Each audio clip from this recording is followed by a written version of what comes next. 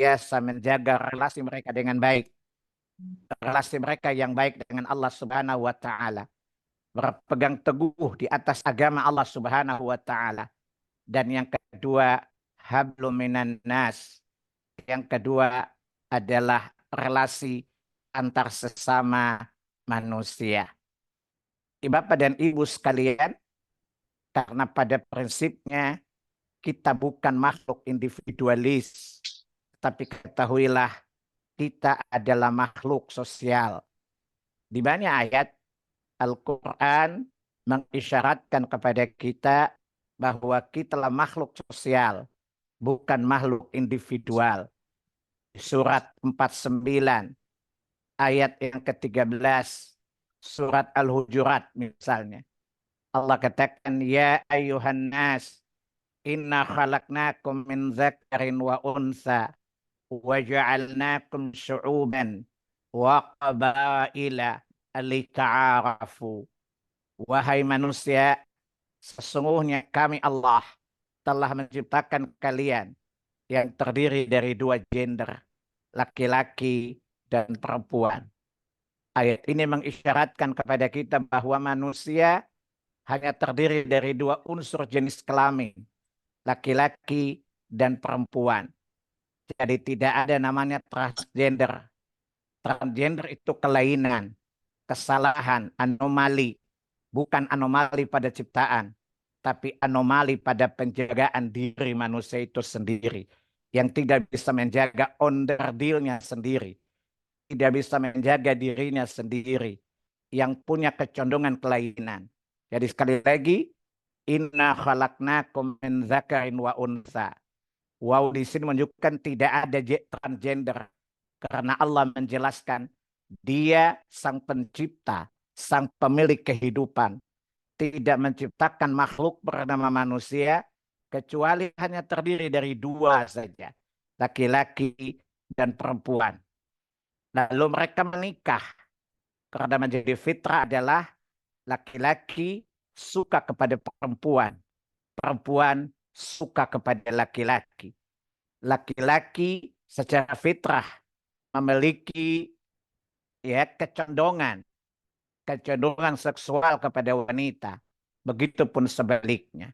Tidak usah dibuka, sekedar lihat catatan surat 3 Ali Imran ayat yang ke-14. Jika laki-laki suka dengan laki-laki, perempuan suka dengan perempuan, ini bukan sunnat Allah. Ini sunnatus syaitan.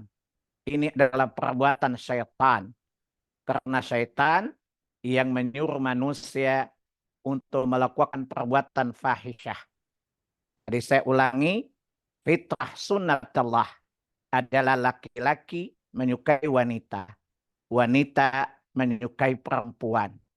Surat 3 Ali Imran ayat yang ke-14. Zuyina linnasi hubbus syahwati minan nisa'i wal banin. Telah dijadikan ini dalam insting seksual manusia itu, kecondongan seksual manusia itu, laki-laki suka kepada wanita.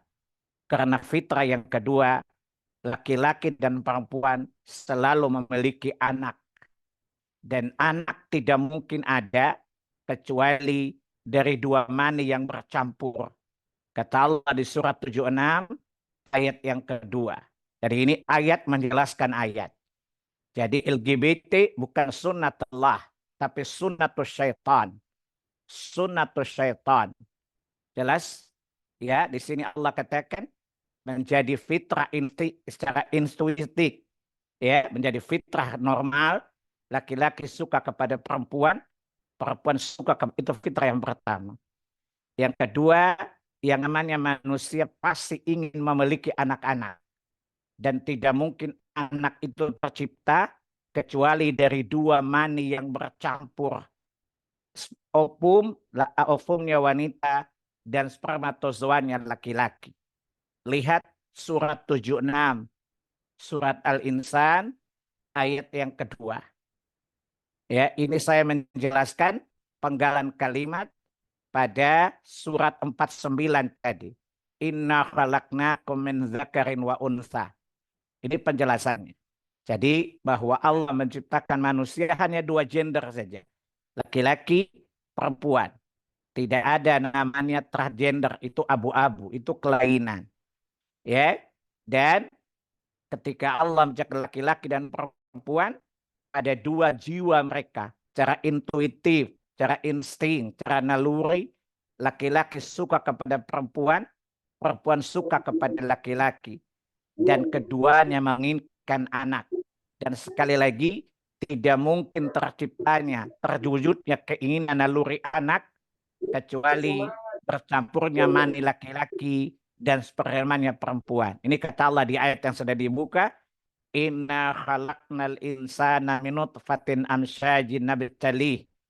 Ya, sungguh kami telah menciptakan manusia dari setetes mani yang bercampur, yaitu antara spermatozoa dan ovum. Ya, itu yang dikatakan Allah, inna khalaqnakum min dzakarin wa unsa. Pertanyaannya, kalau laki-laki dan suka laki-laki atau sebaliknya perempuan, itu namanya perbuatan fahisyah. Perbuatan fahisyah itu perbuatan syaitan. Jadi mereka bukan mengikuti sunnat Allah. Ya, sunnat Allah adalah ayat yang kita bahas ini. Adapun kelainan anomali yang ada di masyarakat, di mana Barat sedang mendakwahkan atau sedang menawarkan kepada dunia abu-abu yang namanya dunia pelangi, itu adalah sunnatus syaitan. Ya, perhatikan apa kata Nabi Lut alaihissalatu wassalam, karena homoseksual, lesbian, transgender itu adalah merupakan kejahatan pertama yang terjadi dalam peradaban manusia di masa Nabi Lut alaihissalatu wassalam. Coba lihat perkataan Nabi Nuh di 4 surat. Tapi setidak-tidaknya Anda bisa lihat surat 7. Al-A'raf ayat 80 dan 81. Ya, walutan idh qala liqaumihi atatuna al-fahisha ma sabaqakum biha min ahadi minal alamin. Dan kami juga telah mengutus Lut ketika dia berkata kepada kaumnya, mengapa kalian melakukan perbuatan keji yang belum pernah dilakukan oleh seorang pun sebelum kalian? Ya, apa itu perbuatan fahisyah yang ada di ayat ini?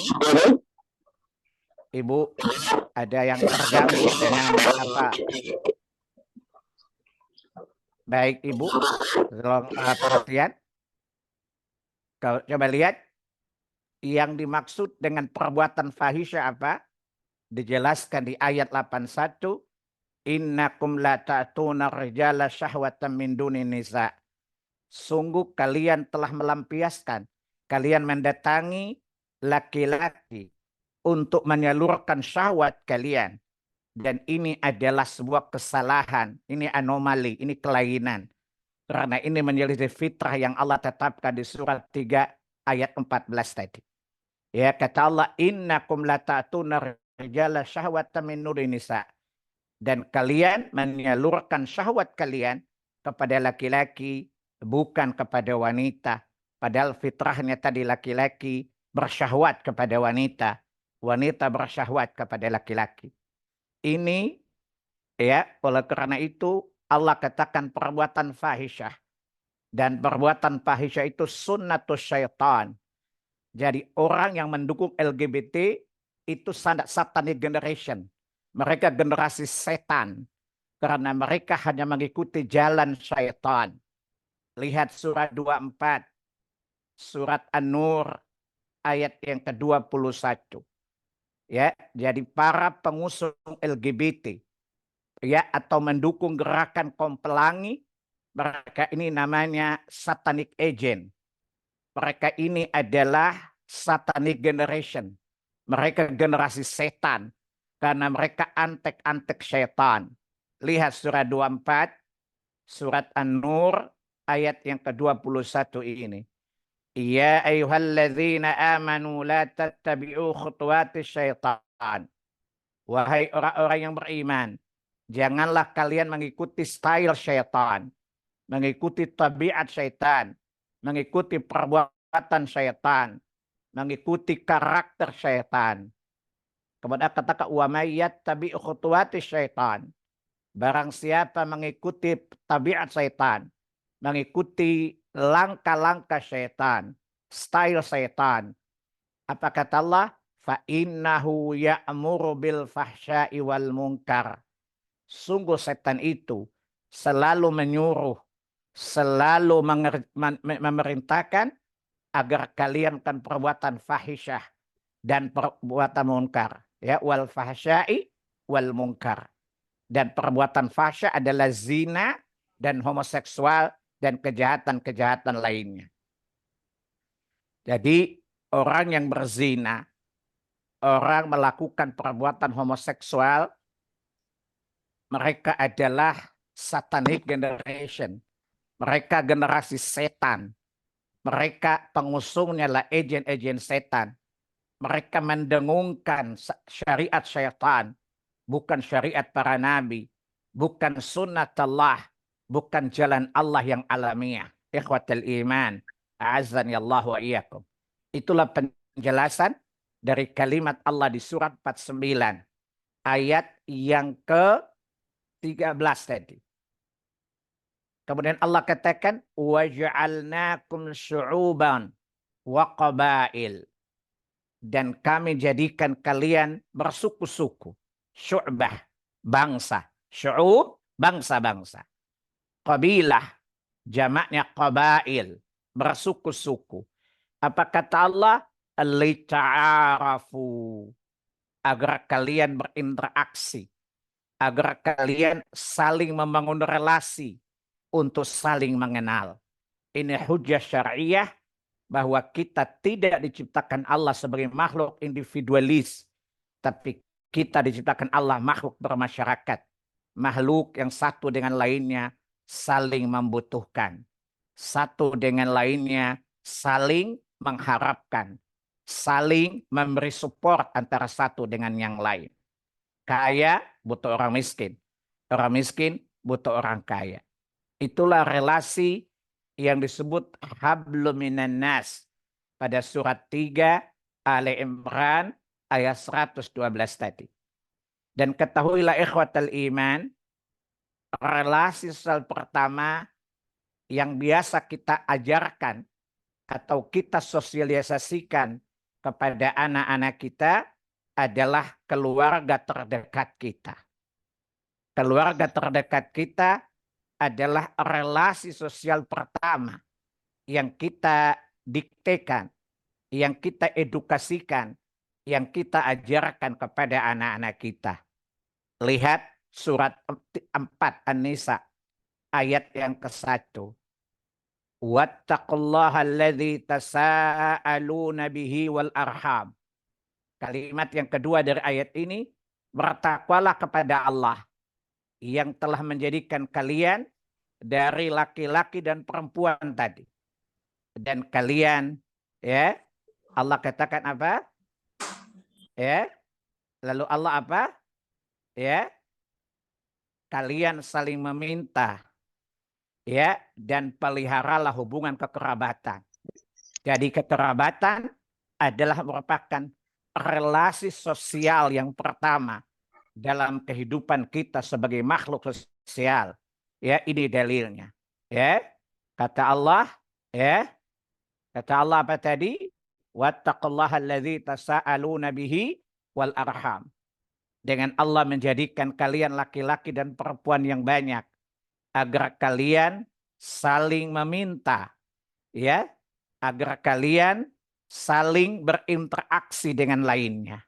Ya, wal arham, dan hendaklah kalian menjaga hubungan kekerabatan.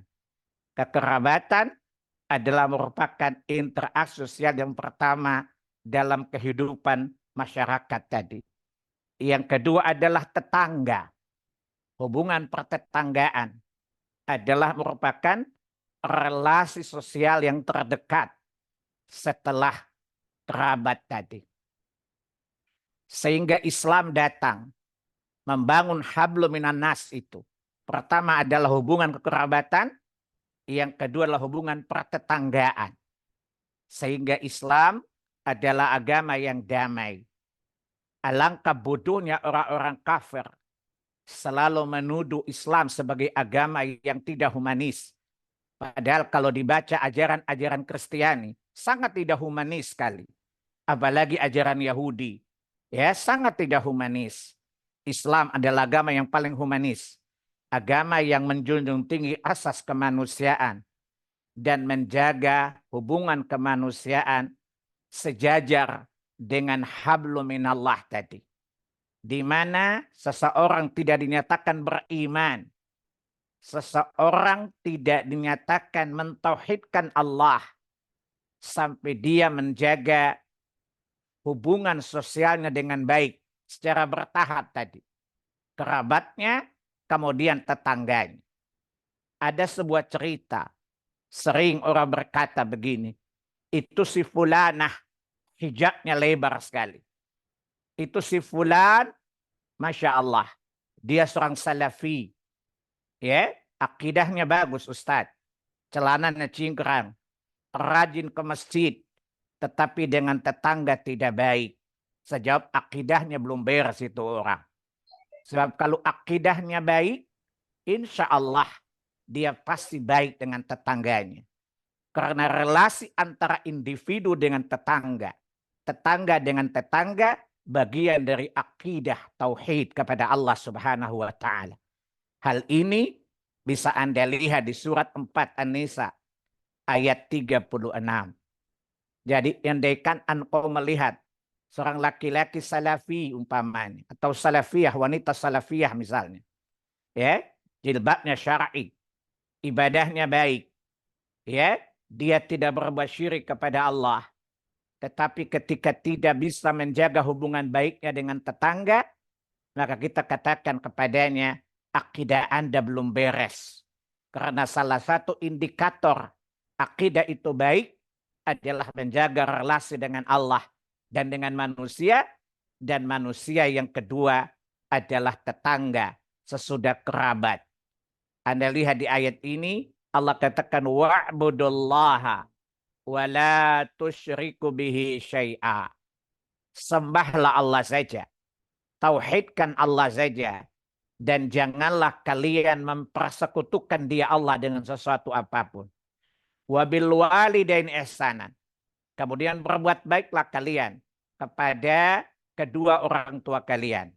Wabizil kurba. Kemudian kerabat-kerabat kalian yang paling dekat. Wal yatama wal masakin. Orang-orang yatim, orang miskin. Dari kerabat-kerabat kalian paling utama. Kemudian kata Allah, wal jari dzil qurba wal jari dzil junub, dan kepada tetangga-tetangga yang terdekat maupun tetangga-tetangga yang jauh. Coba lihat, Allah menyebutkan kalimat berbuat baik kepada tetangga setelah berbuat baik kepada kerabat dan orang-orang lemah di antara kita. Setelah apa? Setelah Allah menyebutkan, Allah memerintahkan kita beribadah kepada Allah dan melarang kita mempersekutukan dia dengan sesuatu. Menunjukkan bahwa berbuat baik kepada tetangga, baik tetangga dekat atau tetangga jauh, bagian yang integral, yang inherent dengan akidah. Sehingga sekali lagi, bukti akidah seorang itu baik, wujud nyatanya adalah dia baik dengan tetangganya.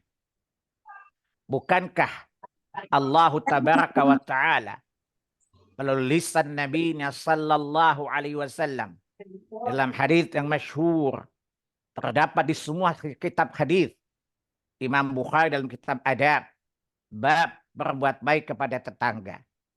Imam Muslim pun demikian. Begitu juga imam-imam hadis yang lain. Di mana Nabi berkata, "Man kana yu'minu billahi wal yaumil akhir falyuhsinu jarahu." Di antara kalimat yang panjang dari hadis ini, barang siapa yang beriman kepada Allah dan hari akhir, hendaklah dia senantiasa berbuat baik kepada tetangganya. Di lain riwayat, Siapa beriman kepada Allah dan hari akhir, janganlah dia menyakiti tetangganya. Ini menunjukkan bahwa menjaga relasi yang baik dengan tetangga, tidak mengganggu ketenangan tetangga, tidak membuat tetangga terganggu dengan ulah buruk kita, adalah bagian yang inherent, bagian yang integral, bagian yang terikat satu kesatuan dengan akidah. Inilah konsep hablu minallah wa hablu minan nas tadi.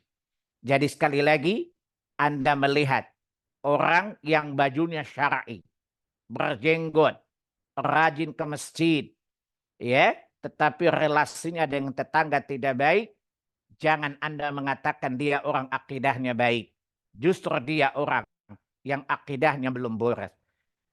Nah, jelaskan beberapa hadis berkaitan dengan ini. Betapa indahnya Islam. Islam itu sangat indah. Dan berkali-kali saya katakan di forum ini, keindahan Islam itu akan nampak ketika kita mengimplementasikan akidah.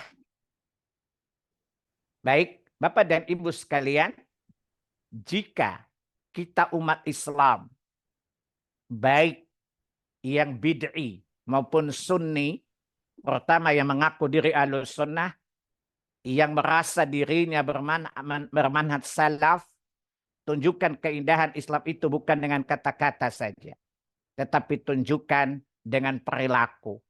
Karena dua hal ini harus terlihat di tengah masyarakat.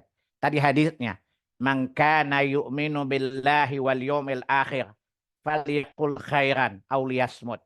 Itu barang siapa beriman kepada Allah dan hari akhir, hendaklah dia berkata baik atau diam. Jika seorang yang bertauhid, berakidah yang sahihah, bermanhaj ahlus sunnah wal jamaah, bermanhaj salaf, maka lisannya menyejukkan, lisannya menenangkan, lisannya mencerdaskan, lisannya mencerahkan. Karena lisannya tidak mengatakan kecuali kebenaran dan kebaikan. Itu yang disebut dengan indahnya Islam lewat ucapan. Dengan tindakan, dari hadis tadi. Ya, man kana yu'minu billahi wal yawmil akhir falyukrim dhaifahu. Siapa beriman kepada Allah dan hari akhir, hendaklah dia memuliakan tamunya. Subhanallah. Dengan perilaku dia beradab kepada tamu-tamu yang datang ke rumahnya, lah keindahan Islam akan terlihat lewat perbuatannya, lewat tindakannya. Dan yang ketiga, man kana yu'minu billahi wal yawmil akhir falyuhsin jarahu. Siapa yang beriman kepada Allah dan hari akhir, hendaklah dia senantiasa berbuat baik kepada tetangganya. Inilah keindahan Islam akan terwujud, akan terlihat manakala lisan dan perbuatan kita menampilkan adab-adab Islami, adab-adab Sunni, ya, adab-adab Islami, ada adab Sunni. Karena Islam dan Sunni adalah satu kesatuan. Siapa Islam, siapa Sunni, maka dia pasti Islam. Tapi tidak setiap Islam adalah Sunni. Karena Islam ada dua, ada bid'i, ada Sunni. Bid'i, bid'ah. Orang yang suka mencampur adukan bid'ah dalam agamanya. Jadi setiap saya ulangi, setiap Sunni pasti Islam. Tapi tidak setiap Islam adalah Sunni. Karena Islam ada dua, terbagi menjadi 73 golongan. Dan 70 di neraka mereka bid'i, ahlul bid'ah. Dan yang masuk surga Sunni. Dan ini kelompok yang kecil. Maka Anda yang merasa diri Sunni, maka tampilkan kesunnian Anda. Keindahan kesunnian Anda dengan ucapan-ucapan ketika berbicara. Dan tunjukkan perilaku kita dalam relasi sosial antar semanusia, yang lebih khusus adalah relasi antar saudara, relasi antar tetangga, dan seterusnya, dan seterusnya.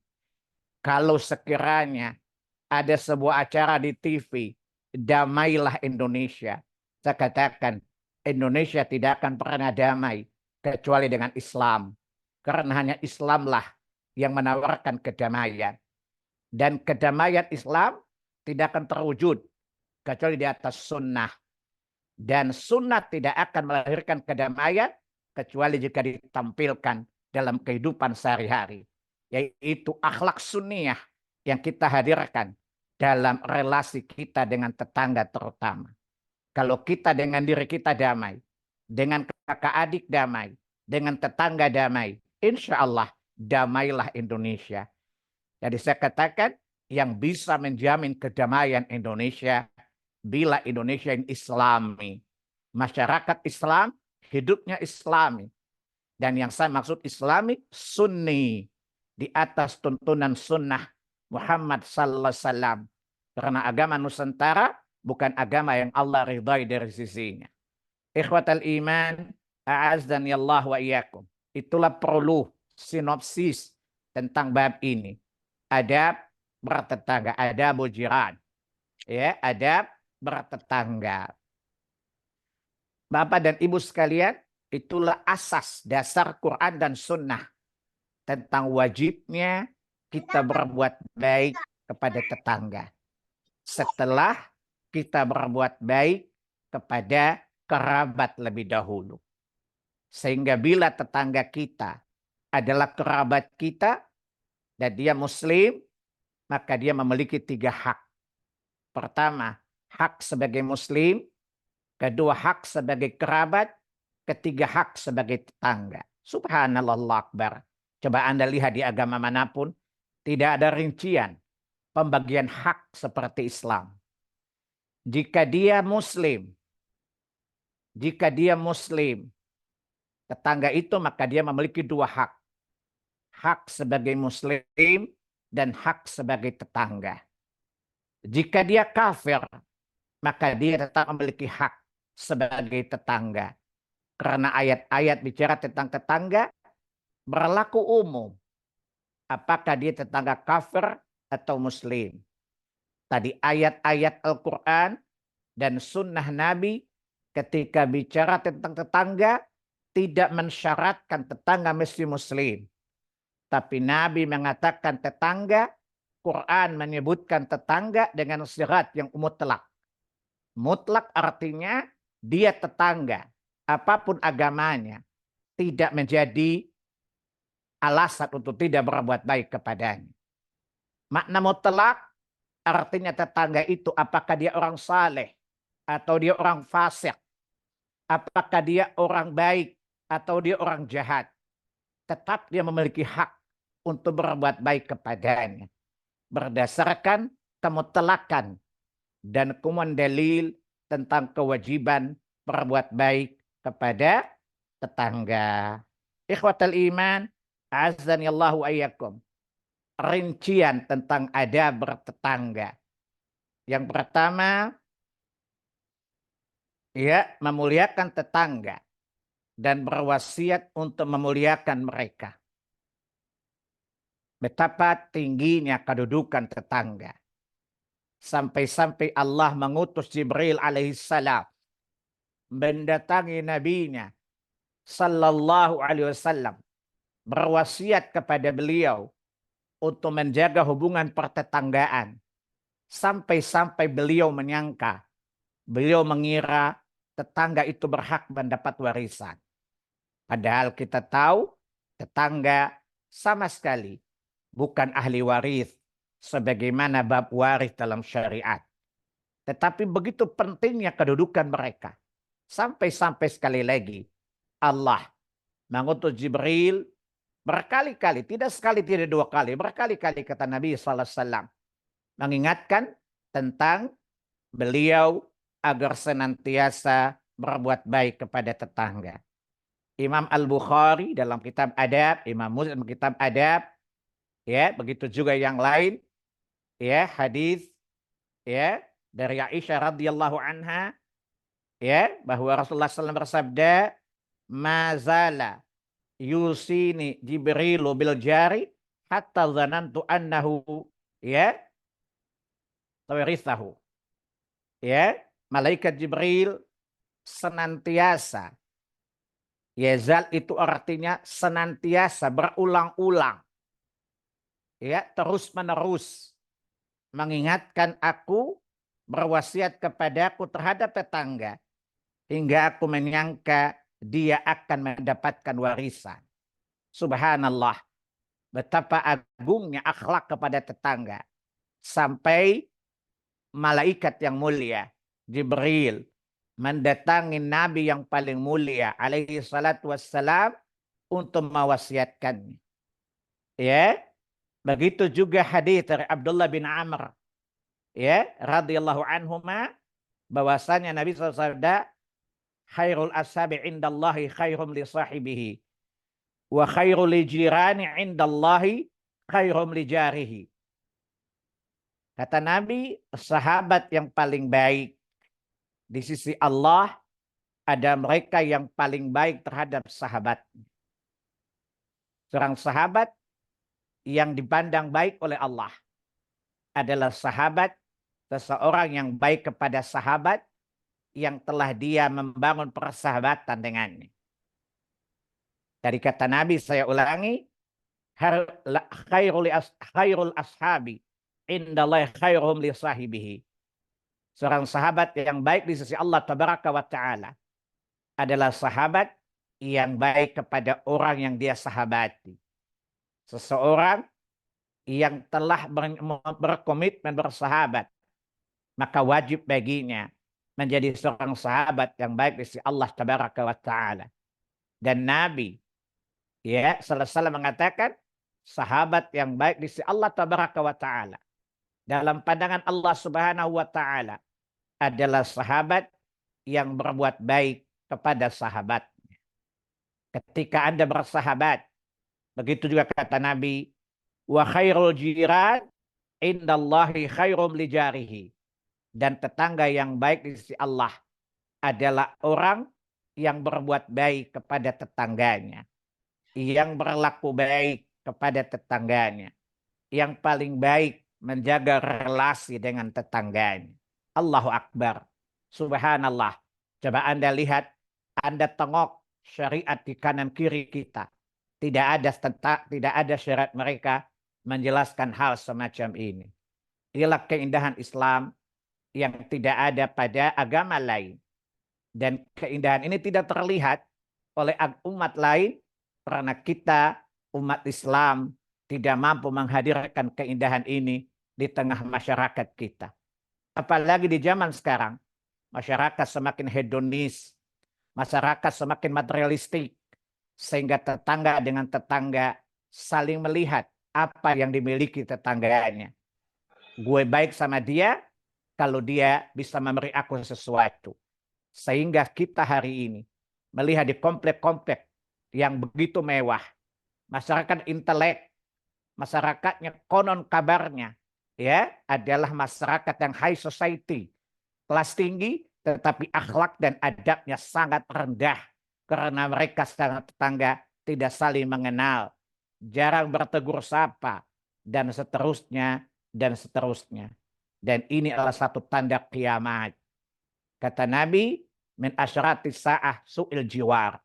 Salah satu tanda kiamat ketika engkau melihat buruknya hubungan pertetanggaan. Hadis riwayat At-Tirmizi.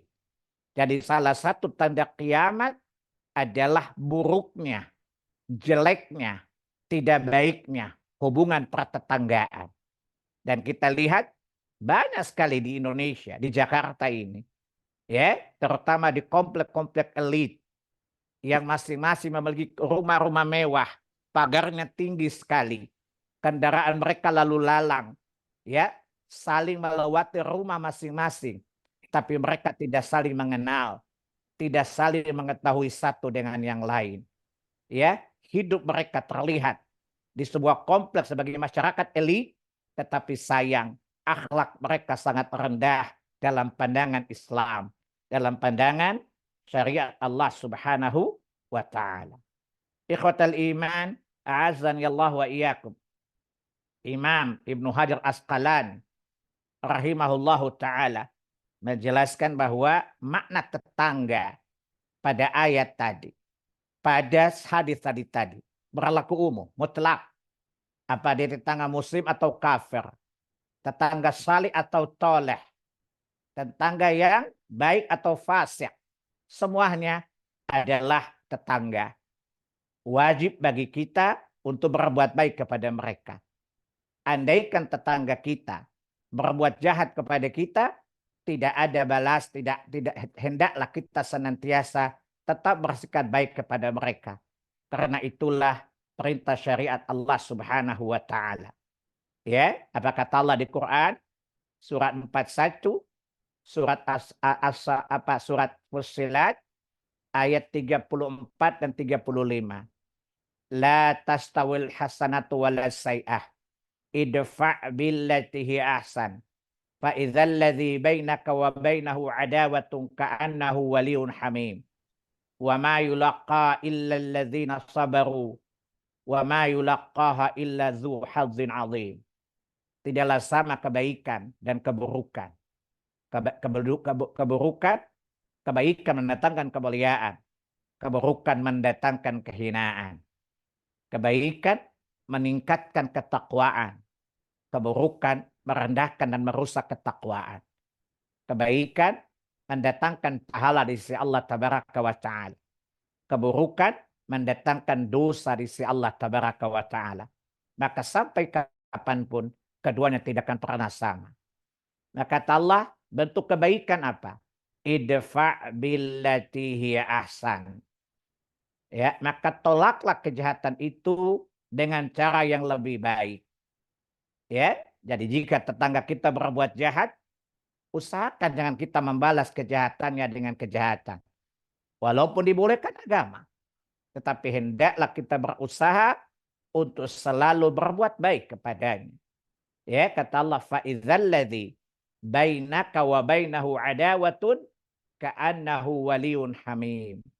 Sehingga orang yang ada rasa permusuhan antara kalian, ya, dan dia akan berteman yang setia kelak satu saat. Keburukan dibalasi dengan kebaikan. Maka insya Allah satu saat orang yang buruk itu akan berlaku baik kepada kita sehingga tidak meninggalkan bekas permusuhan di antara keduanya, kata Allah. Susah Ustaz, ya kita sering gitu. Tapi apa kata Allah? Wa ma yulaqqaha illal ladzina sabaru. Dan sifat-sifat yang baik itu berlapang dada menghadapi orang yang berbuat buruk pada kita, kata Allah, tidak akan dilimpahkan Allah kecuali kepada orang-orang yang sabar. Dan ketahuilah, bertetangga itu ujian. Maka di sini butuh kesabaran. Coba lihat di Quran surat 25 Furqan ayat yang ke-20. Ya, surat 25 Furqan ayat yang ke-20. Di akhir ayat itu katakan waja'alna ba'dukum li ba'din fitnah atasbirun, dan kami jadikan sebagian kalian sebagai ujian bagi sebagian yang lain. Maukah kalian bersabar? Kadang-kadang tetangga kita rese, nyebelin, ya, ngeselin. Tapi kata Allah, hadapi dia dengan baik. Itu ujian. Bersabarlah. Maka Allah katakan di surat 41 tadi, wa ma yulaqqaha illa alladzina sabaru. Maka modal agar iman ini bertahta di hati, sehingga menampilkan akhlak yang baik menghadapi kondisi tetangga yang buruk, dibutuhkan adanya kesabaran. Dan yakinlah bahwa, ketahuilah bahwa tetangga yang buruk adalah ujian. Kata Allah, atasbirun, maukah engkau bersabar? Maksud Allah apa? Jika engkau bersabar, maka engkau mendapatkan pahala yang tidak terhingga di sisi Allah Tabaraka wa Ta'ala. Lihat surat 39. Surat Az-Zumar ayat yang ke-10.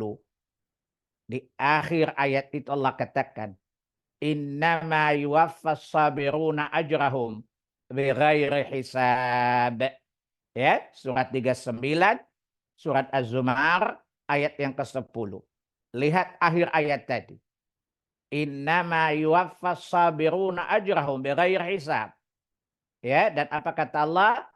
Hanya orang-orang yang bersabarlah yang disempurnakan pahalanya tanpa batas.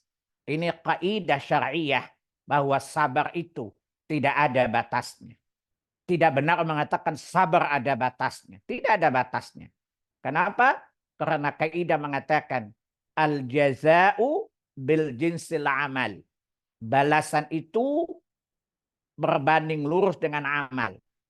Karena pahalanya tidak ada batasnya, maka amalnya pun tidak ada batasnya. Sehingga bersabar itu ya adalah modal utama agar kita bisa memuliakan tetangga kita, terutama menghadapi tetangga-tetangga yang buruk. Karena ketahuilah, tetangga yang buruk tetap dia memiliki hak sebagai tetangga. Wajib bagi kita berbuat baik kepadanya sebagaimana keumuman dalil-dalil yang sudah disebutkan tadi. Ya. Kemudian yang kedua, tetangga itu kata Allah tadi, ya, wal jari dzil qurba wal jaril junub di surat 4 tadi An-Nisa ayat 36. Dan berbuat baiklah kepada tetanggamu yang dekat maupun tetangga yang jauh. Menunjukkan orang yang ada di sekitar kita. Satu komplek itu bertetangga semuanya. Bukankah Anda mengatakan kami tetangga komplek? Ya, hanya tetangga dalam Quran ada dua. Tetangga yang dekat dan tetangga yang jauh. Sekiranya Anda tinggal di perumahan Pondok Kopi, ya, di Masjid Al-Muhajirin umpamanya. Ya, semuanya tetangga. Hanya Allah petakan keduanya. Al-jarijil qurba, tetangga yang dekat, wal jarijil junub, dan tetangga yang jauh. Tapi semua tetangga satu komplek rumah. Sehingga para ulama mengatakan tetangga itu 40 rumah ke depan, 40 rumah ke belakang, 40 rumah ke kanan, dan 40 rumah ke kiri. Pembagian ini tidak salah. Karena berdasarkan Quran, dekat dan jauh semuanya adalah tetangga. Maka pertanyaan, kalau punya tetangga seperti satu komplek di Pondok Kopi ini, bagaimana kami perlukan mereka ketika kami hendak memberi hadiah umpamanya? Misalnya, saya berkurban di rumah saya. Ya, lalu saya ingin membagi-bagi kurban saya. Atau saya berakikah di rumah saya. Mana tetangga yang saya dahulukan? Kata Nabi, yang terdekat pintunya dengan pintu rumahmu. Ya, yang terdekat rumahnya, pintunya dengan pintu rumahmu. Maka dahulukan tetangga yang terdekat, kemudian tetangga yang jauh, baru lain komplek dengan Anda. Betapa indahnya urutan-urutan perbuatan tetangga dalam syariat Allah Subhanahu wa taala. Ya, berdasarkan hadis dari Ummul Mukminin Aisyah radhiyallahu anha, beliau berkata, ya, qultu ya Rasulullah, inna li jaraini fa ini, ya, fa ila ayyuhuma ahdi. Ya Rasulullah, aku punya dua tetangga.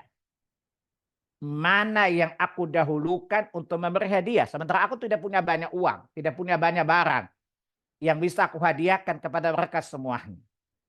Aku hanya memiliki sedikit barang yang hendak aku hadiahkan kepada tetanggaku.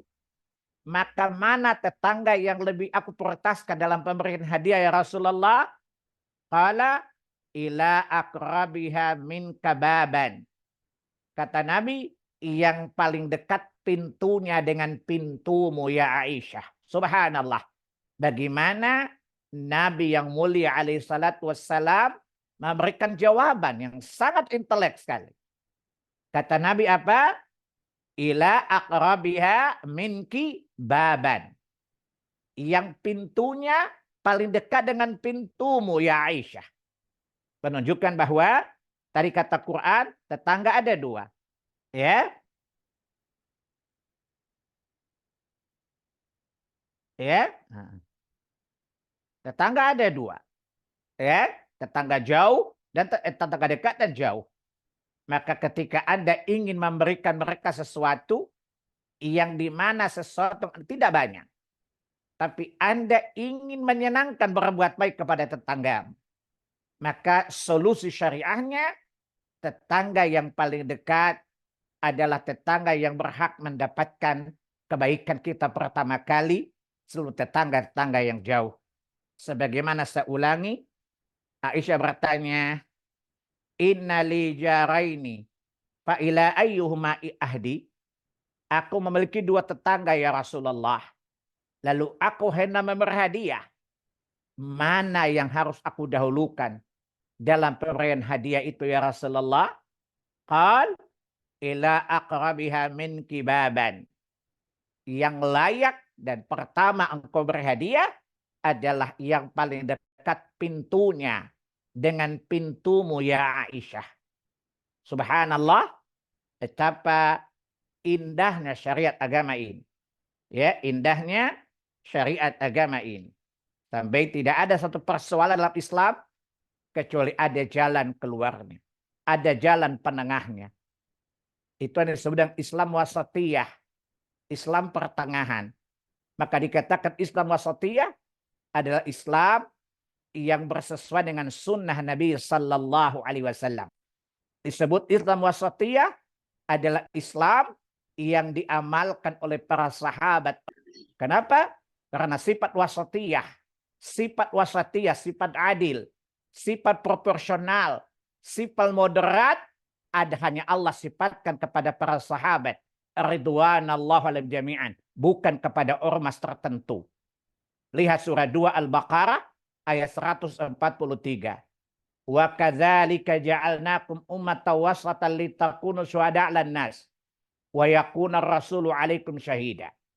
Dan aku Allah menjadikan kalian umat pertengahan, umat yang proporsional, umat yang moderat, umat yang adil. Jadi disebut agama Islam wasatiyah, Islam yang bersesuaian dengan kitab dan sunnah di atas pemahaman para sahabat ridwanallahu alaihim jami'an, karena kepada mereka para sahabat Nabilah Allah sebutkan ummatan wasatan, umat yang proporsional, umat yang adil, umat pertengahan, umat yang moderat, bukan selain mereka. Jadi kalau Anda ingin melihat Islam moderat, Anda pengen melihat Islam yang wasatiyah, adalah konsep Islam yang difahami, diamalkan, dipraktikkan, dan dijalankan oleh para sahabat ridwanallahu alaihim jami'an. Karena Nabi menjadi saksi atas keagamaan mereka. Dan mereka mendapatkan kesaksian dari Allah kalau mereka sebaik-baik umat. Bukan NU, bukan Muhammadiyah, bukan Persis, bukan Al-Irsyad, bukan. Para sahabatlah umat wasatiyah itu. Jadi sekali lagi Islam agama wasatiyah. Dan wasatiyahnya Islam adalah Islam yang difahami, yang dipraktikkan, yang dijalankan oleh para sahabat ridwanallahu alaihim jami'an. Dan Islam telah menorehkan sejarah gemilang bagaimana akhlaknya para sahabat dengan Tuhan mereka, dengan nabi mereka, dengan kerabat mereka, dengan tetangga mereka, dan dengan manusia pada umumnya. Mereka lah umat yang disebut Allah best of the best. Kuntum khaira ummah. Mereka adalah sebaik-baik umat. Karena mereka para sahabat dibimbing oleh Allah dan diajarkan oleh Nabi Muhammad sallallahu alaihi wasallam. Mereka diajarkan langsung oleh Rasulullah SAW.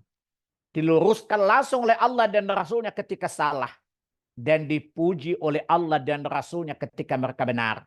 Maka Islam mereka lah Islam wasatiyah. Bukan Islam yang didakwakan oleh orang-orang sekarang. Islam ala kejawen. Islam ala kesyirikan lokal. Ya, itulah wasatiyah versi mereka. Maka ini Islam yang batil. Wasatiyah yang batil. Wasatiyah yang benar, proporsionalitas yang benar dalam Islam adalah agama Islam, akidah Islam, amalia Islam yang difahami, yang diyakini, yang dijalankan, dipraktikkan oleh para sahabat ridwanallahu alaihim jami'an.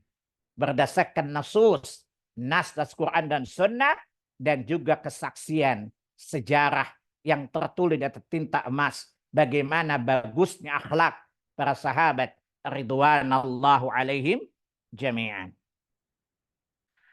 Kemudian perhatikan hadis yang lain. Imam Al-Bukhari, Muslim, Ahmad dan lain. La yamna'u ahadukum jarahu ayya'riza ya fasyabatan fi jidarihi.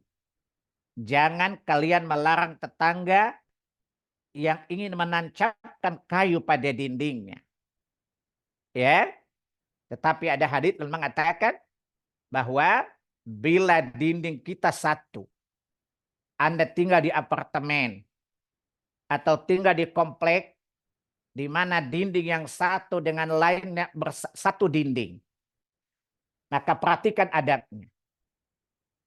Anda tidak boleh melarang tetangga sebelah untuk memaku dindingnya di bagian. Tetapi Anda yang hendak itu hendaklah meminta izin, memberitahu kepada sebelah, karena ketika Anda memasang paku pada dindingmu akan mengganggu ketenangan tetangga sebelah. Jadi perhatikan Islam dalam hadis tadi. Anda yang memiliki satu dinding dua rumah. Anda tidak boleh memberi persyaratan kepada tetangga sebelah. Sorry ya, karena kita satu dinding, kamu tidak boleh meletakkan apapun, memaku-maku apapun di dindingmu itu.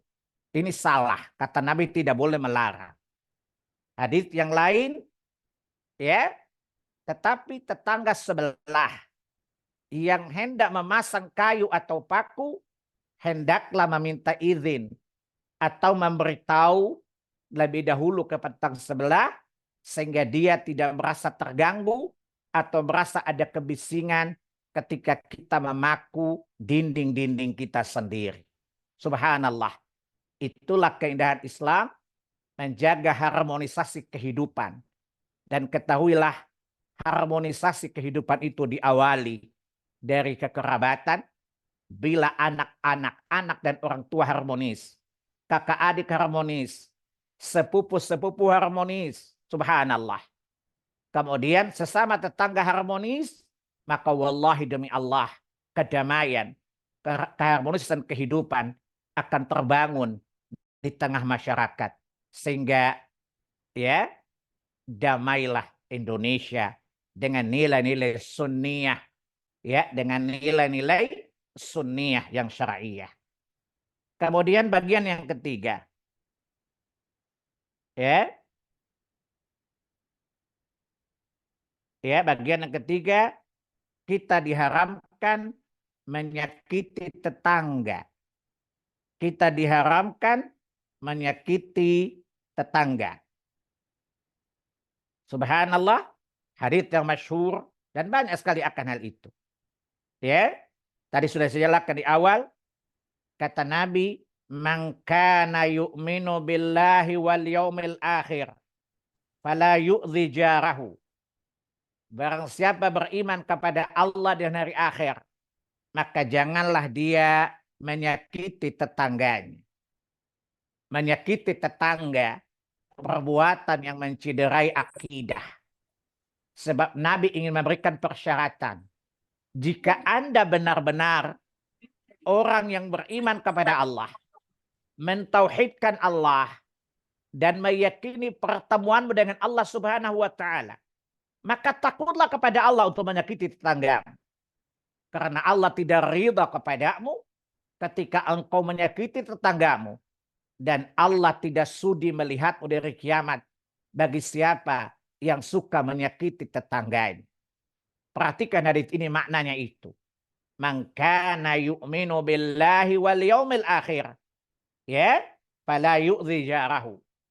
Siapa yang beriman kepada Allah dan hari akhir, jangan dia menyakiti tetangganya. Coba Anda belajar dari Allah Tabaraka wa Ta'ala. Orang-orang kafir mengatakan Allah punya anak. Allah dipersekutukan dengan makhluknya. Tetapi Allah tidak menyakiti mereka. Allah penuhi rizki-rizki mereka. Bukan orang kafir lebih makmur dari orang Islam. Padahal mereka mendurhakai Allah. Mereka menghina Allah. mereka melecehkan Allah, tetapi Allah tidak membalas kejahatan mereka dengan kejahatan. Allah membalas mereka dengan kebaikan. Dan ini menyebabkan mereka dari kiamat, siksanya tidak ditangguhkan. Karena mereka telah berbuat jahat kepada Allah. Sedangkan Allah selalu berbuat baik kepada mereka, tetapi mereka membalas dengan kejahatan.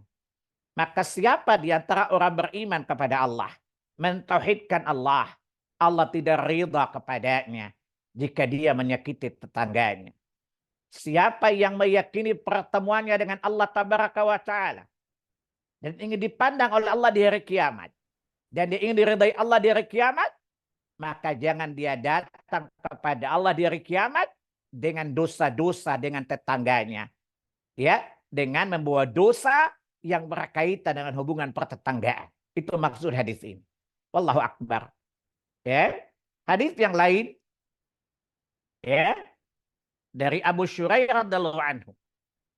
Mengatakan, wallahi la yu'min, wallahi la yu'min, wallahi la yu'min. Nabi berkata 3 kali. Demi Allah dia tidak beriman. Demi Allah dia tidak beriman. Demi Allah dia tidak beriman. Qila. Nabi ditanya, wa may ya Rasulullah? Siapakah yang tidak beriman itu ya Rasulullah? Qal, alladzi la yamanu jarahu bawa'iqahu.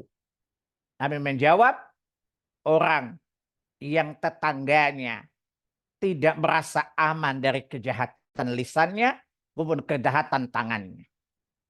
Jadi perhatikan, bagusnya akidah, sempurna akidah seorang, bagaimana dia menjaga hubungan dengan tetangganya. Kata Nabi, wallahi la yu'min. Wallahi la yu'min. Wallahi la yu'min. Demi Allah dia tidak beriman. Demi Allah dia tidak beriman. Demi Allah dia tidak beriman. Menunjukkan menyakiti tetangga adalah dosa besar. Dan ini perkara besar. Karena Nabi memperingatkan dengan sumpah kepada Allah Subhanahu wa Ta'ala. Dan sesuatu yang Nabi bersumpah dengannya menunjukkan perkara itu bukan perkara sepele, bukan perkara mudah, perkara berat di sisi Allah Subhanahu wa Ta'ala. Ya, dan berbuat buruk kepada tetangga, tetangga merasa tidak aman dari kejahatan kita, itu akan mengurangi keimanan kita, mencacati keimanan kita, ya, mengurangi kualitas keimanan kita. Ya, kemudian di hadits yang lain, ya, dari Abu Hurairah juga, kata Nabi, la yadkhul jannata man la ya'manu jarahu bawa'iqahu. Tidak akan masuk surga orang yang tetangganya tidak aman dari kejahatannya. Dia semua tetangga merasa risih dengannya, merasa tidak aman dengannya, tidak aman karena lisannya. Apalagi ibu-ibu. Ya, kadang-kadang ibu-ibu itu kan ada kelompok namanya IWAPI, Ikatan Wanita Penyebar Isu. Ada kelompok namanya PKK, Perempuan Kasak Kusuk, yang kadang-kadang menggibahi tetangganya. Ya, suka julid sama tetangganya. Julid ya, Bu. Ya, namanya julid ya. Ya, suka julid sama tetangganya. Suka membuli tetangganya. Ya, kata Nabi, ini orang-orang yang tidak beriman. Dan mereka tidak akan masuk surganya Allah Jalla Jalaluh. Maka perhatikan wahai ikhwatal iman, betapa indahnya Islam, di mana mengandung ancaman agar manusia mukmin bertakwa kepada Allah Tabaraka wa Ta'ala. Takut akan azab Allah Tabaraka wa Ta'ala. Takut akan keburukan Allah Subhanahu wa Ta'ala. Takut akan kehilangan imannya. Takut akan cedera imannya. Bukankah Anda tidak ingin fisik Anda cedera? Maka lebih khawatir lagi kalau iman kita cedera. Dan salah satu yang mencederai, mencacati iman adalah buruknya hubungan pertetanggaan kita. Lisan-lisan kita yang menyakiti tetangga, menggibahinya, apalagi memfitnahnya. Ya, kadang-kadang tidak benar beritanya, tapi isunya menyebar. Dan kebanyakan yang suka membuat isu dalam riset saya kebanyakan kaum-kaum perempuan. Yang saya istilahkan dengan IWAPI, Ikatan Wanita Penyebar Isu. Baru juga tidak benar isunya sudah menyebar kemana-mana. Karena Panjang lidahnya, pendek akalnya, cetek imannya. Panjang lidahnya, ya gampang bercerita, gampang menyebarkan isu, pendek akalnya, tanpa dinalar, tanpa diteliti kebenaran beritanya, tanpa dianalisa logis atau dia logis beritanya, tapi lalu menyebarkan. Itu namanya panjang lidahnya, pendek akalnya. Dan ini pertanda cetek imannya. Waliya'udzubillah. Ya, jangan sampai kita jadi manusia yang panjang lidahnya, pendek akalnya, cetek imannya. Waliya'udzubillah. Hadits yang lain dari Abdullah bin Mas'ud radhiyallahu anhu. Sa'altu Rasulullah sallam, ya, aku bertanya kepada Rasulullah sallam, ayu dzanbi a'zamu indallah? Dosa apakah yang paling besar di sisi Allah ya Rasulullah? Qal, beliau menjawab, anta ja'alallahi niddan wa khalaqak. Dosa yang paling besar adalah engkau mempersekutukan Allah dengan sesuatu yang lain. Padahal hanya dialah yang menciptakanmu. Hadis ini sebagai implementasi penjelasan dari surat 2 Al-Baqarah 22, fala taj'alu lillahi andada. Maka janganlah engkau menjadikan sekutu bagi Allah apapun itu. Maka ketika Abdullah bin Mas'ud radhiyallahu bertanya kepada Nabi, ayu dzanbi a'zamu indallah ya Rasulullah? Dosa apa yang paling besar di sisi Allah ya Rasulullah? Qal anta ja'al ya, anta ja'alallahi niddan wa huwa halaqak. Engkau mempersekutukan Allah dengan sesuatu padahal hanya Dia sajalah sang penciptamu itu. Ini dosa paling besar. Qultu, aku berkata kepada Allah Mas'ud, inna dzalikal azim. Ya. Ya, sungguh itu amat besar dosanya ya Rasulullah. Tsumma qultu, kemudian aku berkata, tsumma ayu ya Rasulullah? Kemudian dosa apa yang paling besar ya Rasulullah? Kata Nabi, wa antaqtula waladaka makhafatan ayat'ama ma'ak. Engkau membunuh anak-anakmu karena kamu takut mereka makan bersamamu. Ya, takut miskin, kemudian menggugurkan kandungan dan semacam. Ini dosa besar yang kedua. Ya. Qultu tsumma. Kemudian aku bertanya, apa lagi ya Rasulullah? Kala ya antuzani halila tajari. Ya. Yang ketiga apa? Kamu berzina dengan istri tetanggamu. Perhatikan ibu-ibu, bapak-bapak, kalau Anda selingkuh dengan wanita yang bukan tetangga, dosa besar. Tapi kalau Anda selingkuh dengan istri tetanggamu, dosanya lebih 2 kali lipat. Anda berselingkuh dengan wanita bukan tetanggamu. Dengan istri bukan istri tetanggamu. Ya, maka perhatikan ikhwatal iman. Kata Nabi, dosa paling besar adalah engkau berselingkuh dengan istri tetanggamu. Para ulama menjelaskan, berzina dengan wanita bukan tetangga dosa besar. Karena nas yang menunjukkan hal itu. Tetapi berzina dengan tetangga, berselingkuh dengan istri tetangga, dosanya besar sekali. Kenapa? Karena ini termasuk berbuat buruk kepada tetangga. Dengan lisan saja begitu besar dosanya. Bagaimana kalau mencederai kehormatannya dengan menzinahi istrinya? Kehormatan mana yang paling rendah Anda lakukan? Melebihi rendahnya derajat yang kamu lakukan dengan menzinahi istrinya. Ya, maka sekali lagi dosa yang paling besar adalah Anda berzina dengan istri tetanggamu.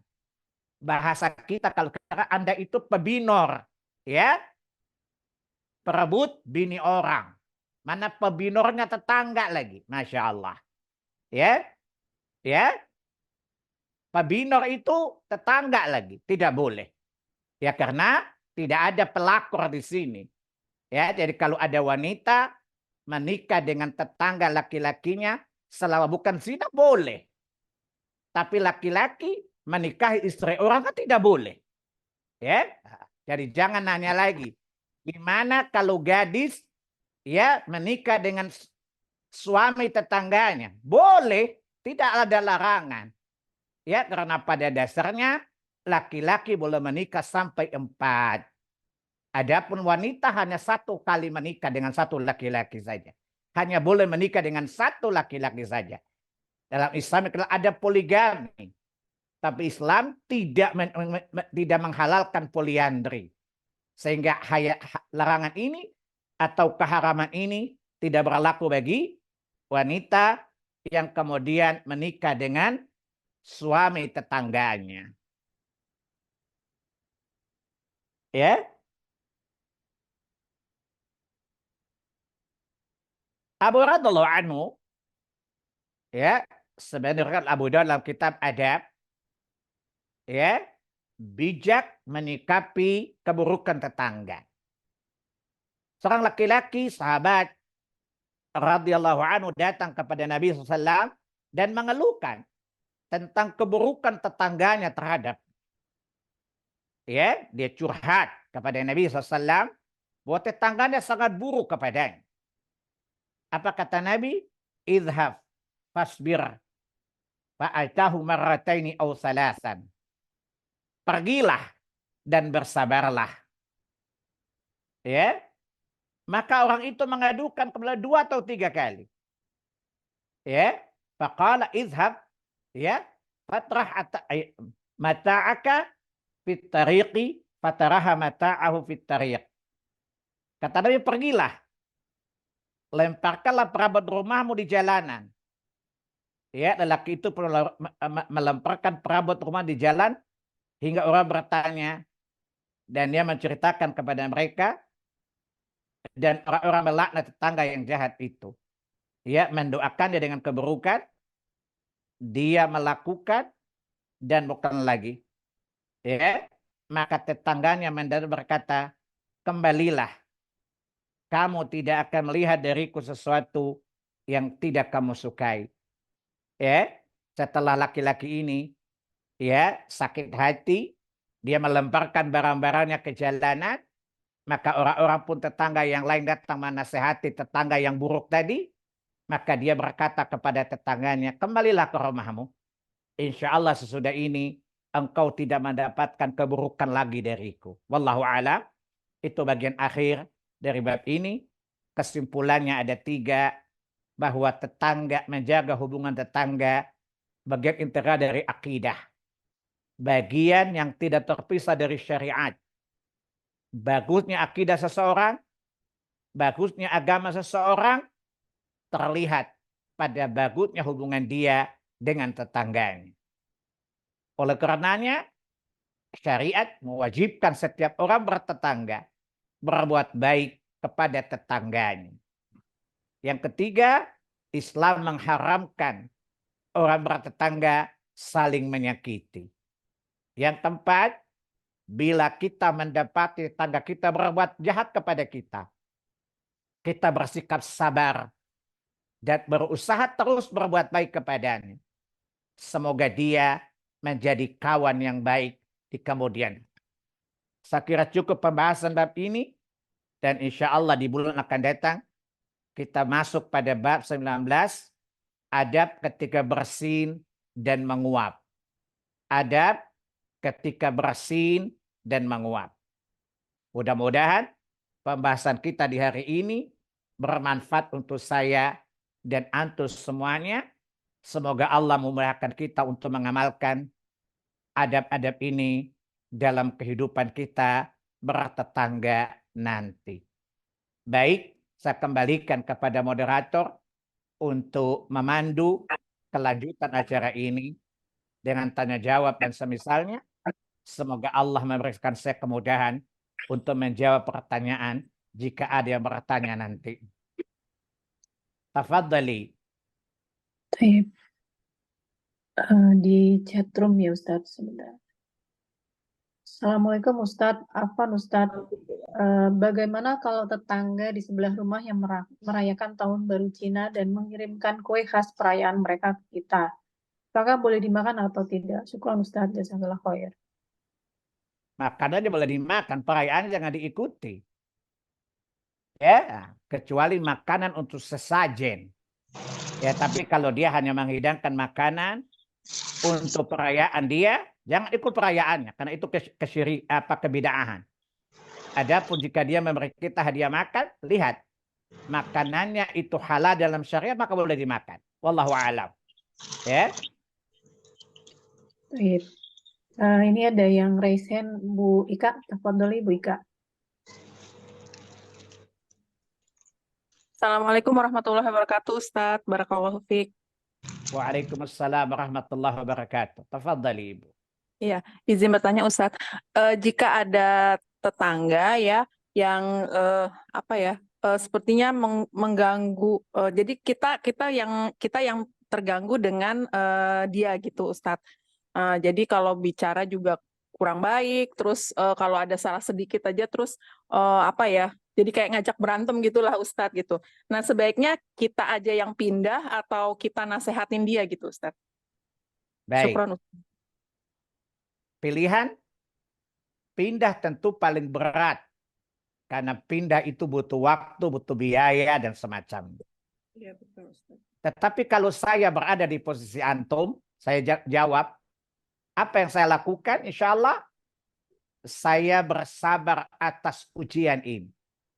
Semoga saya melatih kesabaran saya. Semoga Allah menjadikan saya orang bersabar. Itu pertama. Riyadah, latihan bersabar menghadapi keburukan tetangga. Yang kedua, mendoakan kebaikan untuknya. Agar Allah memberi dia hidayah dan memperbaiki keadaannya. Kenapa? Nabi bersabda, barang siapa mendapatkan hidayah karena upaya kita, kita mendapatkan pahala sebanyak kebaikan dia perbuat karena ikhtiar kita, karena upaya kita tadi. Yang ketiga, ya kalau kita bisa menasehatinya, menasehati. Bicara dengan baik, ya seringlah beri dia hadiah. Sering beri dia hadiah.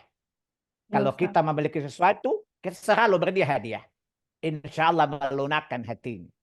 Kata Nabi, ya saling mencintailah kalian. Maukah aku tunjukkan kalian cara agar kalian saling mencintai karena Allah?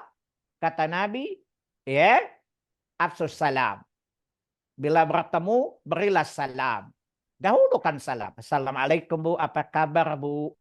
Insya Allah, tetesan salam akan menyejukkan hatinya insya Allah.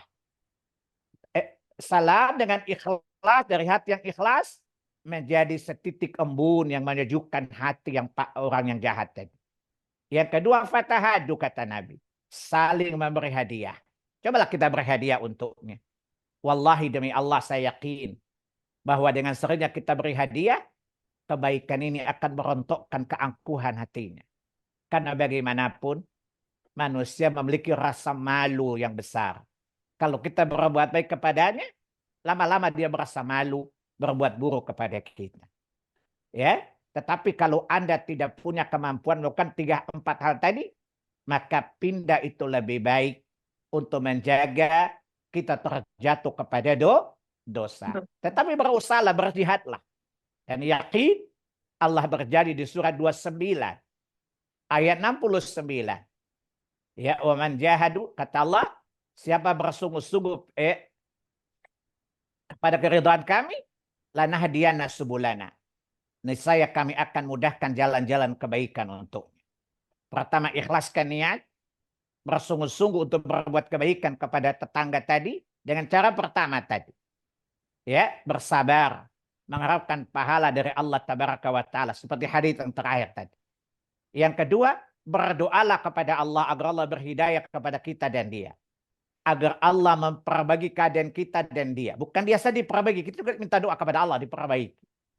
Memperbaiki jiwa kita untuk bersabar menghadapinya. Dan Allah memperbaiki keadaan. Kalau doa kita diijabah dan Allah memperbaiki keadaannya, maka selama dia berbuat baik, Allah memberikan pahala kepada kita karena doa adalah sebuah ikhtiar, sebuah upaya di mana seorang mendapat hidayah karena usaha kita. Kemudian yang ketiga, selalu bersikap baik, selalu berusaha baik kepadanya. Pertama, selalu lebih dahulu memberi salam. Menyapa dia lebih dahulu dengan akhlak yang baik. Assalamualaikum Bu. Apa kabar hari ini? Semoga Allah menjaga Bapak. Semoga Allah memberkahi kehidupan Bapak. Kita doakan dia pasti dia merasa betapa ikhlasnya orang itu. Betapa baik orang itu selalu mendoakan kebaikan untuk saya. Ya, ya. Apalagi kalau yang kita memberi hadiah untuknya. Jika kita buat kue, kita beri dia hadiah. Kalau kita masak gulai, kita beri dia hadiah gulai. Ya, insya Allah keangkuhan, kesombongannya akan runtuh dengan kebaikan. Tadi surat 41 ayat 34-35.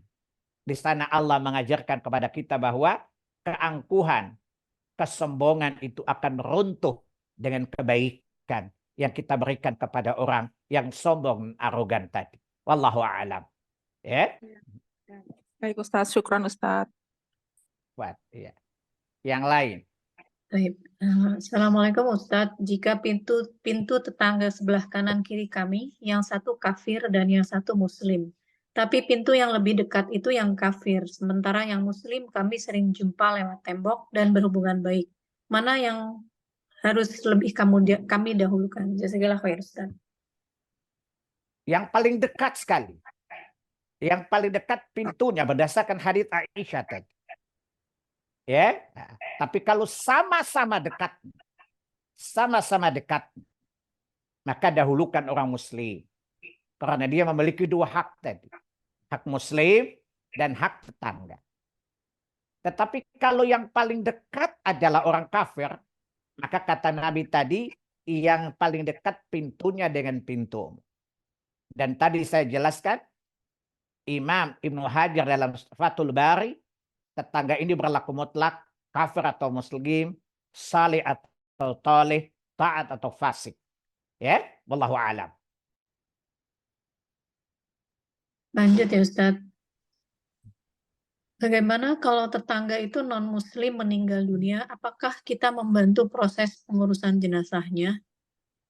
Tidak ada kewajiban. Tetapi kalau dia kesulitan, tidak mengapa kita membantunya. Tetapi kalau dia berkemampuan, maka tidak usah kita bantu.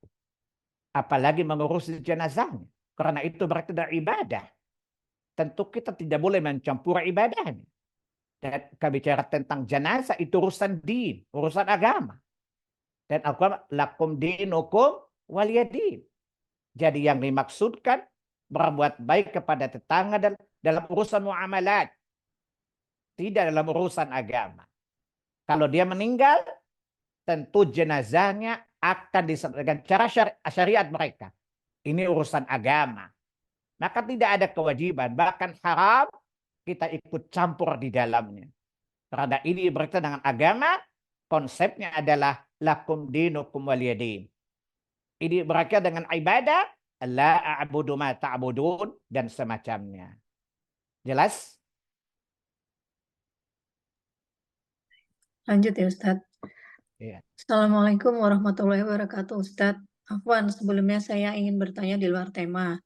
Jadi saya suka musik. Belum lama saya dengar musik itu haram. Saya dengar dari Ustadz di YouTube dan di TV, haramnya karena melalaikan daripada perintah Allah. Lalu disalahgunakan seperti bermaksiat dan kata-kata atau syairnya tidak membawa kebaikan. Tapi kalau musik yang tidak melalaikan daripada perintah Allah, tidak bermaksiat dan syair yang membawa kebaikan, insya Allah tidak haram. Tapi musik tidak dianjurkan dalam Islam. Insya Allah saya bermusik tidak melalaikan dan tidak bermaksiat. Namun guru ngaji saya bilang, silahkan saja, tapi kalau bisa jangan dekat di waktu azan dan jangan lalai. Lalu apakah ada penjelasan lebih dalam Ustadz? Terima kasih Ustadz. Itu perkataan mengandung kebohongan. Hadits mengharamkan alat-alat musik secara mutlak. Melalaikan atau tidak melalaikan. Itu interpretasi manusia tentang musik. Adapun kata Nabi, ya, dalam hadis di mana Imam Bukhari memasukkan kitab Asyratus Sa'ah, la taqumus sa'ah. Tidak akan tegaknya kiamat hatta min aqwami umat yuhilluna al-hira. Sampai nanti mayoritas umat ini menghalalkan.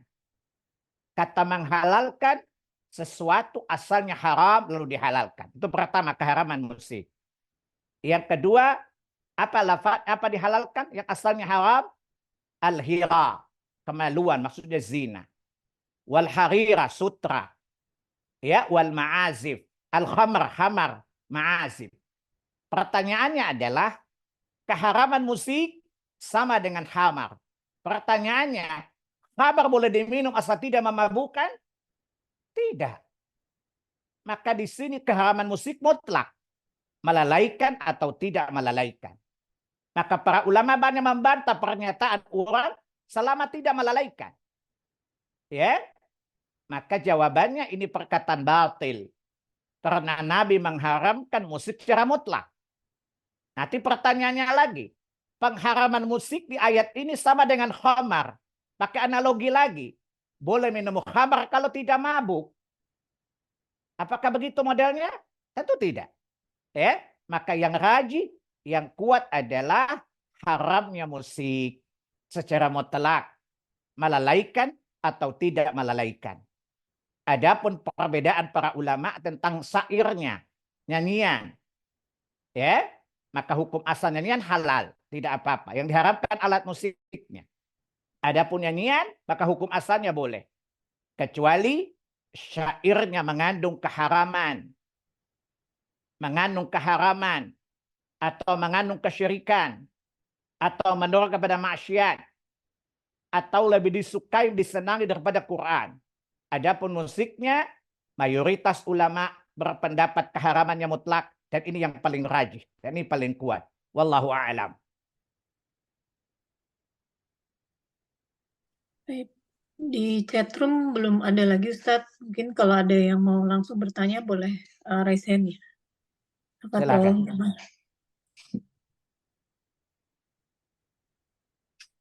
belum.